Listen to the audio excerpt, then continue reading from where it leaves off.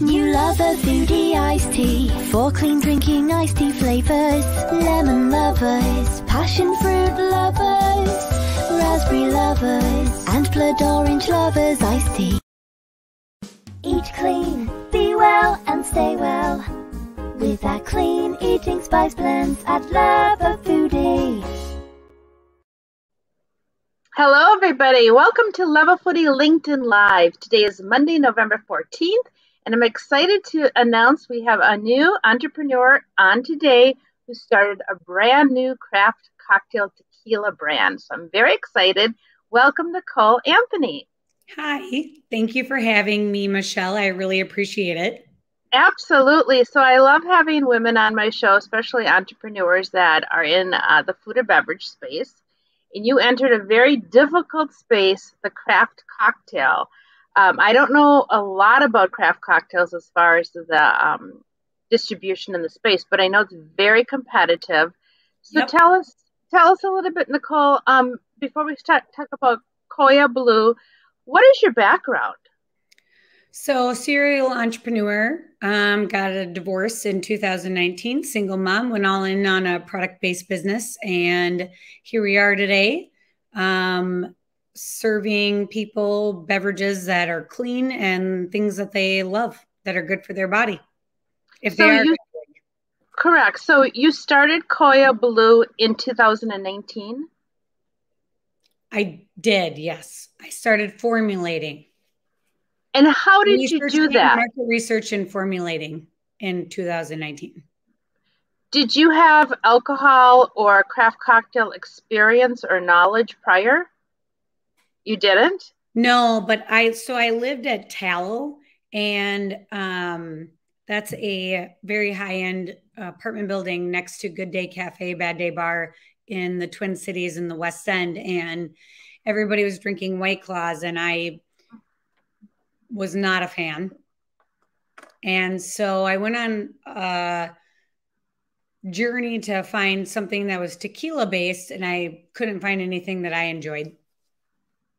So I'm going to show everybody, this is the new brand. I just bought it over the weekend. It's called COYABLU, and it is a tequila based craft cocktail ready to drink.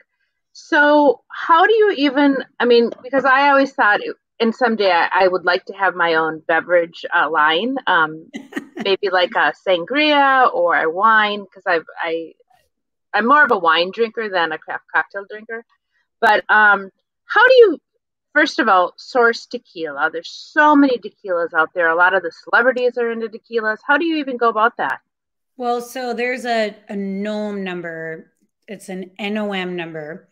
And there's pretty much only 5 families that distill really, really high-end tequila in the in the country of Mexico.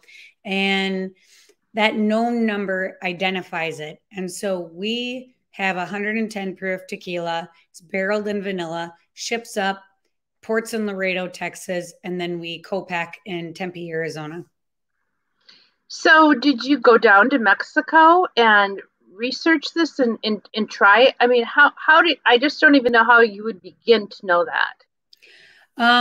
Well, a lot of learnings, a lot of taste testings, and I found somebody who I enjoy supporting, who's amazing. They're based out of Atlanta, so I actually broker through that person. So do you have a partner?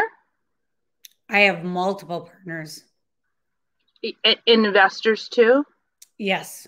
Yep. And how did you get that? I've raised almost $1 million. How, Nicole? How? Because I want to raise some money too. How do you do that? Did you do a Kickstarter? Did you do crowdfunding? Do you just know a lot of very wealthy investors, and can you have them call me? Actually, that's not my background or my network.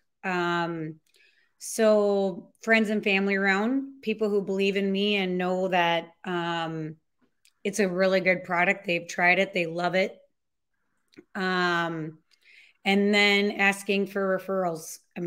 So just a lot of really good support, and this team has really come together. I couldn't do it without them. And so that's what happens when you work together with people who are intelligent and they have people. That's really helpful when you're fundraising, because I wouldn't wish fundraising on anyone.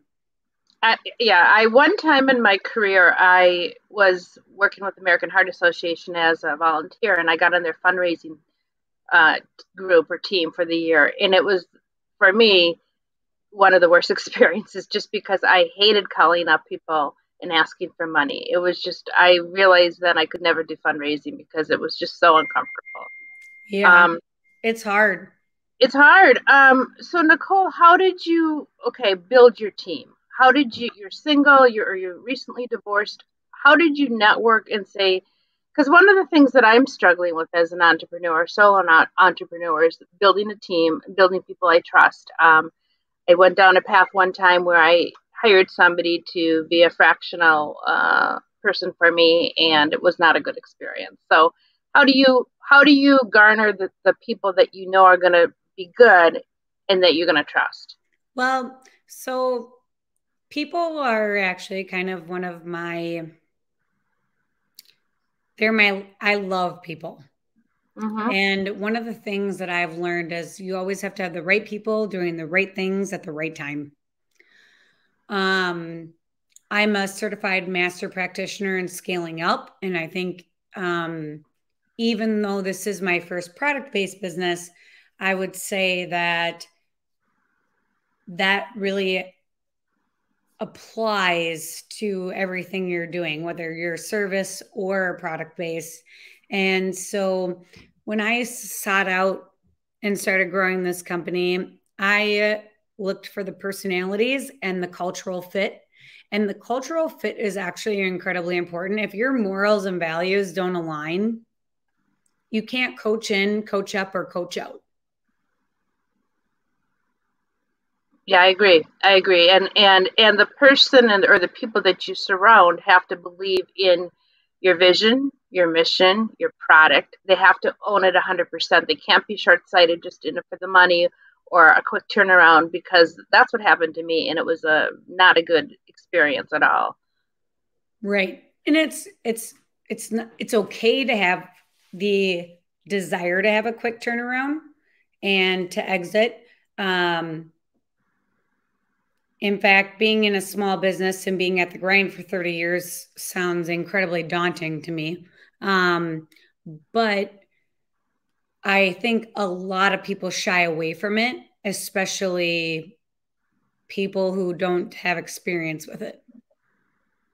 So, Nicole, while you were married, did you work at that time? And if so, what did you do? I did. I actually was majority owner of my digital agency. It was called The Site Edge.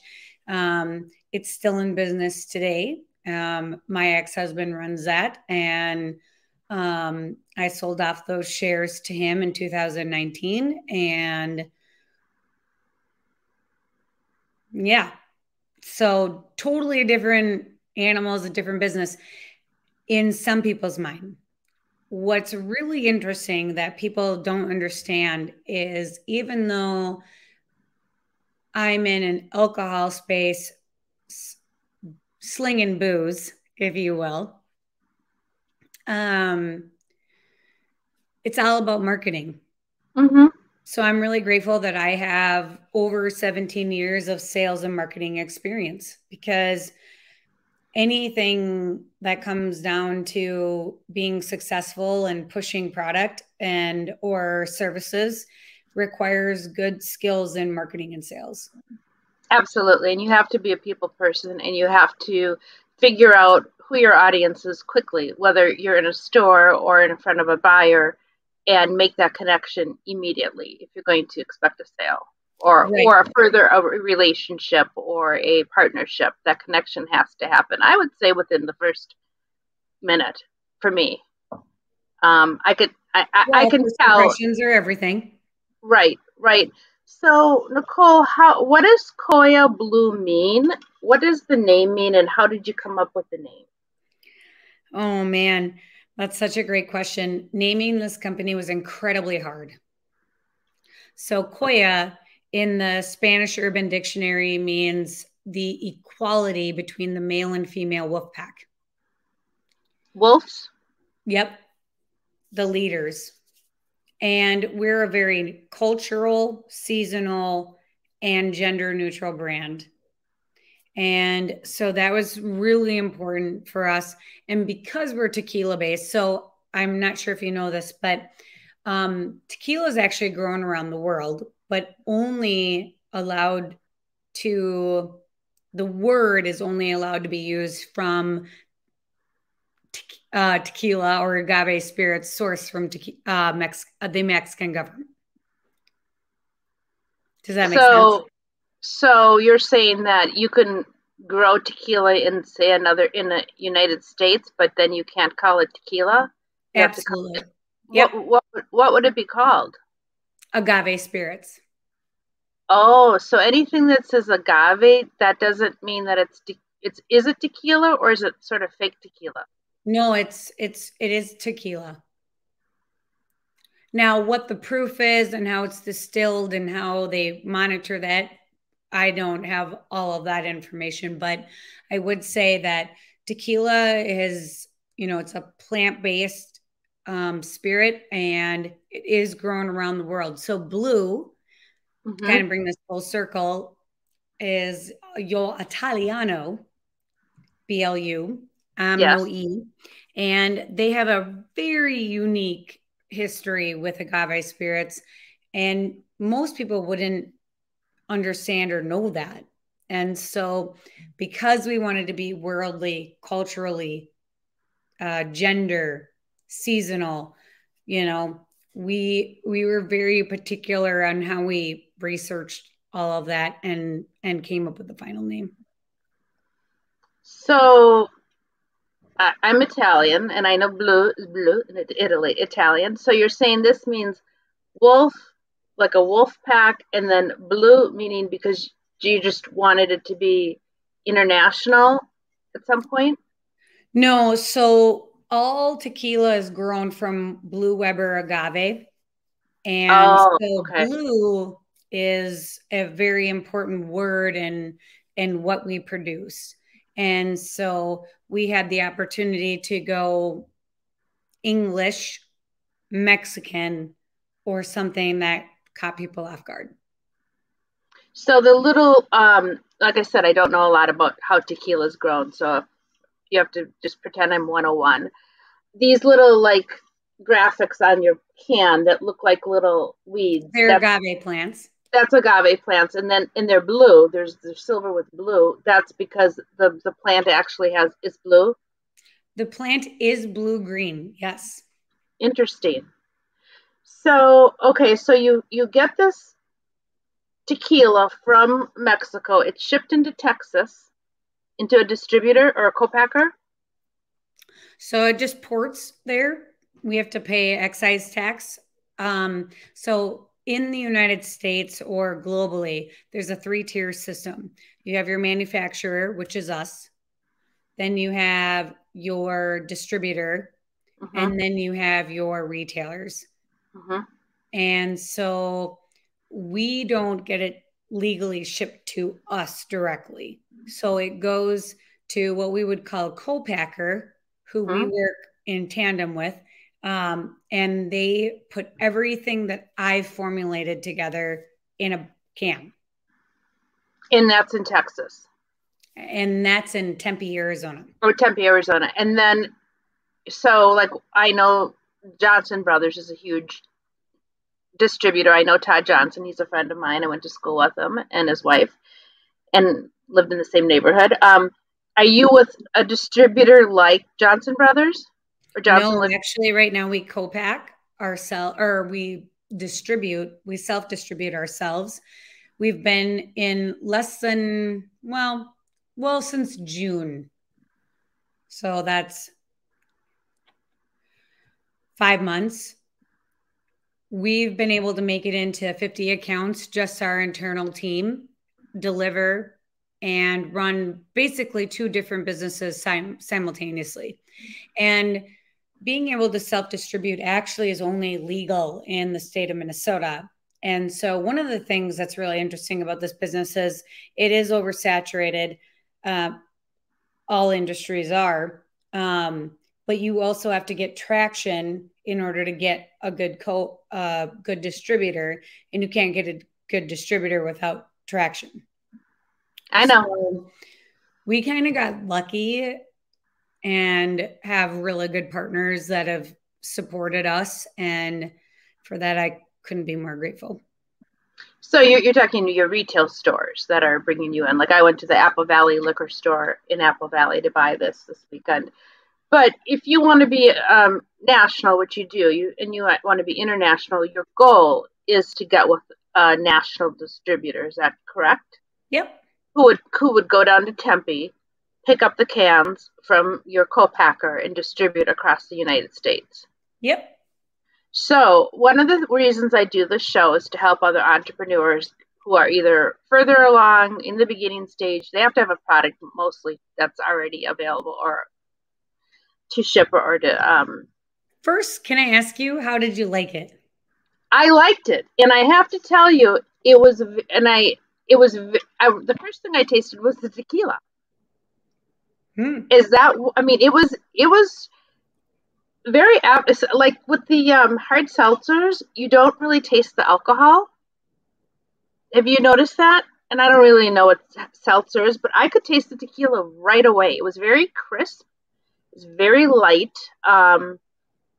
And it wasn't sweet. And I don't really like sweet drinks at all. I mean, actually, I don't like sweet drinks at all. So it was very, you have 3 flavors. Let's talk about the flavors. I bought the berry basil. You have a ginger. You want to tell us about the flavors? Yeah, so we have a strawberry basil, a blackberry ginger, and a mango habanero. We're 4 ingredients. We're the only beverage, to my knowledge, that has been allowed to be approved to say clean on their label. We're half the carbonation of a beer or seltzer. So we're 90+% water-based, and we go through a very rigorous RO system to keep the quality assurance on that. And then obviously self-carbonate. And then we're all natural essential extracts. So your drinking experience starts with a crack of a can because you can actually smell the aroma. And then we do use a sweetener, but it is an organic, non-GMO, corn-based sweetener. So we are pasteurized, preservative-free, gluten-free, sugar-free, 100 calories, and 0 to 1 gram of carbs. Yeah, I see that. And it says right on here, preservative-free, gluten-free. I thought you got a lot in a can. That's the other thing I would say from a glass perspective. It was a large glass. It's snowing here in Minnesota and it's cold, but I can see like on a hot summer day how these would be really easy to consume, to drink. Well, they're easy to consume anytime. And people, even marinating shrimp and this and that, like people Mediterranean and like, I get the question often. Oh, I could cook with this, couldn't I? You totally could. And good idea. Just like a glass of wine at night. It's great. They pour it over a glass of ice or they don't. And so we've had a lot of feedback, and it's interesting because everybody has their own opinion, right? Some people want more basil. Some people want less basil. Some people want more punch. They want, I always say your first sip is your lightest sip because the flavor profiles build on one another. And, what really sets us apart from the competition is that you can drink 1 to 10 and you don't get that heavy, bloated, icky feeling. You don't have that metally aftertaste. And that was really important for me because I wanted to build something that I would enjoy drinking. Right. Absolutely. And I think as an entrepreneur in the food space, and I also have a tea line, everything that I make or my company makes, I consume. Everything, every spice, every tea, every chocolate, everything. And it's so important that why would you launch something as an entrepreneur if you didn't consume it yourself? That does not make sense. Yeah, totally. Right. And you have to believe in it. Everybody's always like, Nicole, did you build this for yourself? Yes, I did. Yes. And, you know, I don't know, like I said, a lot about your other two flavors. When I was looking at the shelf, I didn't know if they would be really sweet. And these are brand new to the store, so they didn't know anything about them. How do the other two flavors compare on a sweet profile? And what is your estimation of which one is going to be the number one, number two, number three in flavor? So that's a really interesting question, actually. All of our flavors have been selling equally between both males and females and across the flavor profiles. Really? Because ginger, which I love, I've got a ginger lime spice. A lot of people don't like ginger. And so I love ginger. I was curious in your ginger one, it's ginger habanero? No, so you have a blackberry ginger and then you have a mango habanero. So with the ginger one and the habanero, how much is the ginger or the habanero prevalent? Is the berry or the mango more prevalent, or would you say it's equal portion? So all of our beverages have been formulated to do two things. I want you to have, I'm a kind of a snob, so a start and a finish.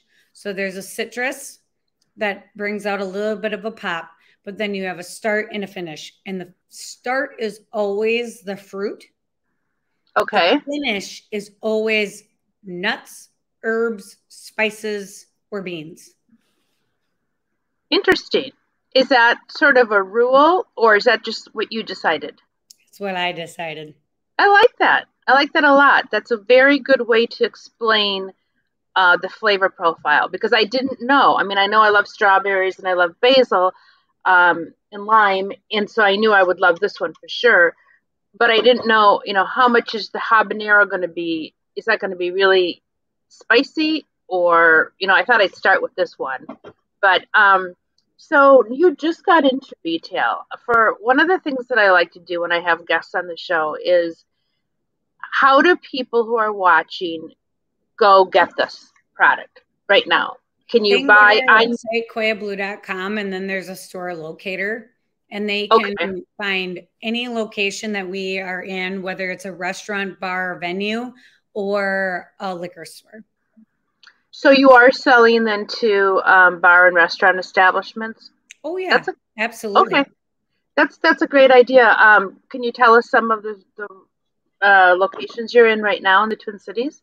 Charlie's on Pryor, Rojo, the Teresa's Mexican restaurants, 925. We're out in Wayzata. I mean, we're all over the place. So, can you order? And like I said, I'm not in the beverage. I'm not in the liquor space, so I don't know a lot. Can you order this online? You can.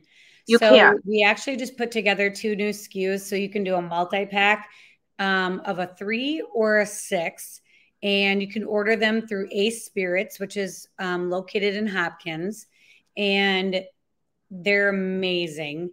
And then you can also order by the caseload. So one of the things, as a new brand, it's super important to continue to build traction. So we are focused on catering companies and holiday parties right now, hostess gifts, those kinds of things. And so absolutely, you can go on our website, and there's a link right up at the top that says order online, and it's very easy. Okay, that's important, because a lot of people who watch my show, they like the products that I have, and they like the guests, and they're like, okay, Michelle, where can I get this? And so I get comments. So once again, if they go to your website, there is a link that says shop online. It says order online. Yep. Order online. Okay. Now for everybody else that's watching and listening, who's a retailer because I have a lot of grocery buyers. I have a lot of people in the food service industry. What if I'm a store in California, or what if I'm a chain of grocery stores and I want to bring this to my liquor stores? How am I going to get this? You would have to reach out to me, and then we would have to talk about distribution, because again, I can't sell directly to the retailer. So I would want to know who their distributors were, and see what kind of relationship we could establish there. And so, you know, in Arizona, there's AJ's, and then there's Whole Foods, and there's, you know, up here, there's Lunds and Byerly's, and, you know, we made it into all the top 10s and Haskell's. And so Did you call on Ted? Huh? Did you call on Ted Haskell? Did you go meet with Ted? I didn't. I met with Brian. Oh, okay. I've met with Ted before. Nice. Yeah. Yeah. Yeah, Brian Farrell. So there is opportunity, though, like 6 months or a year from now. Do you think that you will be with a distributor that can self-distribute across the country? Oh yeah. Come Q1, we'll have a massive expansion, and that's going to be uber exciting for us. But I'm not one to overpromise and underdeliver, so I don't want to get too far into the weeds on that conversation. Okay, but that is your goal, and your co-packer has the capacity to be national with this brand to produce. So that actually, we co-pack with the largest co-packer in the United States, Refresco. Oh, well, there's no problem there. So, Nicole, so you're in this competitive space, craft cocktails, the ready-to-drink cans are super duper popular right now. Wines in cans, all this is exploding when you go into a wine or spirit or a liquor store. What is the future after this for you? Is this to expand into other flavors? Because you made a comment in the very beginning, something to the fact that I got the feeling that this wasn't going to be it. I don't know. Maybe I'm wrong. Maybe I misunderstood, but that was my feeling. What I will tell you is no shiny toys right now. I tell that to my team every day. What does that mean? It means, you know, I'm very blessed. I'm very grateful. I have a holdings company, and there are a lot of great ideas and things that can be executed on, but you can't. I think one of the best things, one of my mentors who's built $1 billion business and sold actually here in Minnesota, you can't build two really, really great businesses simultaneously. So there's an answer to that question, but I don't know what the next one will be. And I don't think about it right now because I stay very focused on what I'm doing right now. Yeah. And this is just the beginning for you. We're just born. I mean, we're not even, we're not even 6 months old, and we've been able to accomplish what we have. So, again, I'm super proud of this team. They've done exceptional things. We've all done it internally with our own personal networks, which is very, very rare. We're not trust fund babies. We didn't come from money. We had to go fundraise, and which is incredibly difficult and very hard. Yeah, I look forward to the next phases, but I'm also grateful that we've been able to accomplish what we have. Absolutely. Well, Nicole, I think I'm excited to see you grow, and I think there you will get into some very big accounts. I know you will. You've got the passion, you've got the drive, you've got the team, you've got all the ingredients to make this a very, very successful new craft cocktail in the tequila space. And it's good. It's clean. It's clean. It's good. There was no after flavor. There was no sticky sweet flavor, like you taste some things that have artificial flavors, and there was none of that. And I think your premise and what you're trying to deliver, you've successfully done. So I wish you nothing but the best of success. And when you gain national distribution, I'd love to have you come back on the show and tell us about. I look forward to it, Michelle, and I so appreciate you having me. This was a pleasure, and I don't get out very much, so it would have been super kind of fun to meet you in person. But next time we'll have a drink together. Your company takes a lot of work, so, and I'm sure you totally get that. So this was, thank you. What a privilege. I do. And I know you have to get back to work, and so do I. So we wish you great success. Look for this, everybody, on your restaurant menus, in the stores. It's clean. As you know, I love to promote women entrepreneurs, especially in the food and beverage space, clean space. Next week, I'm going to have Tina from T Rex Cookies, those big monster cookies that you can now buy. I And love her. I know, and she has a retail shop in Egan, which is about where I live, which is about 5 minutes from my house. And on the weekends, I go buy these big cookies. I Um, love and that. yeah, she's a great woman, so I'm excited to have her on. And it's always fun meeting new people. And Nicole, it was great meeting you. And Thank hopefully, you. we'll meet in person one of these days. I would love that. Thank you again. Have a great rest of your day. Thank you, everybody. See you next Monday. Thank you. Bye.